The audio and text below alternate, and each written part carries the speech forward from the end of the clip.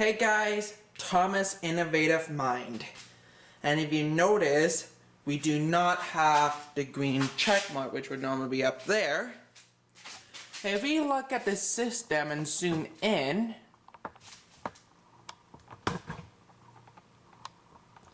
we actually have a red lock on it, and it says away. The reason being is because we've been having a lot of break-ins recently. People are getting their vehicles broken into, and people are also getting their homes broken into. So by us setting the fire alarm system in a way, if somebody were to cut one of the wires to remove the system, it's going to go off saying, hey, somebody tampered with it. Alright, so the first thing we want to do is, before we do anything, I do want to apologize to you guys for the poor video and audio quality. I traveled to Iceland. You probably saw the video a few weeks ago. And while my luggage was in transportation from my hometown to Iceland, the airline decided to lose my $600 camera, which is what I normally use for recording YouTube videos for you guys. So, yeah, very, very expensive mistake that I have to try to wrap my head around, but anyways, what we want to do is go to the keypad and disarm the system. Just give me one moment there. Now when disarming the system, what you have to do is go to the keypad and enter in the code to disarm it. It's very easy. And now we have the green check mark. So we're going to wait for the screen to come back just momentarily. There we go, the screen is now back. So now it is time to pull the pull station and get my hand ready. In 3, sorry if my arm's in the way, guys. 2, 1.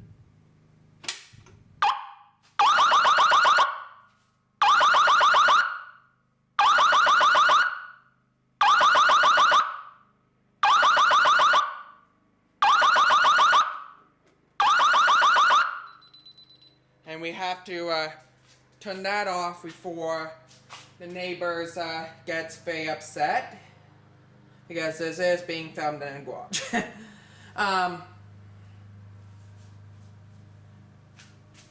Now we have to reset the pull station. Just have to grab the right keys there. There we go. I'm gonna go over here and open up the pull station. Hit the switch. Got the green check mark back on. We're going to shut the pull station and we lock it. And always check the pull station, make sure it's locked, because if it's not, that's never a good thing.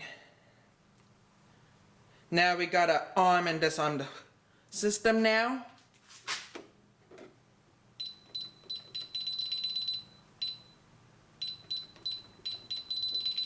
And that's how you reset the system. Alright, we're going to wait for the display to come back. And then we're going to arm the system one more time, because like I said earlier in the video, I apologize, is that we've been having a lot of break-ins recently, so we do want to arm that system again. And yes, you can add door and window sensors to this fire alarm system, but that means we have to program that door and window sensor. But also, if you cut one of the lines, not only is if it's on, not only is it going to throw a trouble code, it's also going to set off the system. So that's why we want to arm it. So we're gonna arm it right now. And this can take a complete minute, so we're gonna pause the camera and then wait that 1 minute.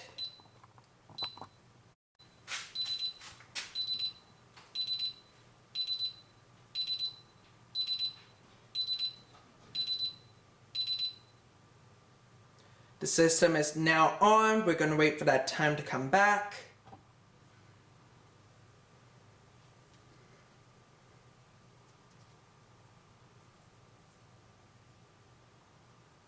There you go.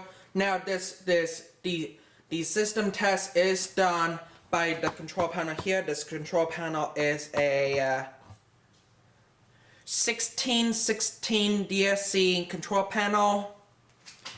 And then if you look here, the keypad is a DSC. I have to grab the model number. Wait, model number because I did forget.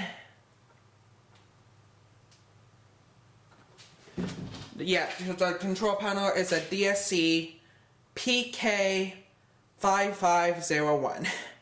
So that's what we use to do the system test. Now it is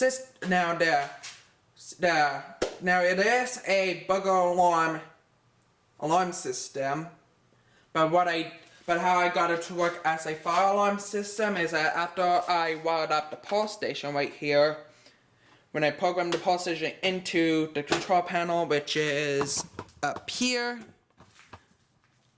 I programmed the pulse station in as a fire code, which is why you can have a green check mark here, but so I'll be able to pull the pulse station and set up the system. And I do apologize about that. That's my mobile phone, as this system has self-monitoring. Anyways, please like, comment, and subscribe. And as always, all my social medias will be in the description below. Thank you!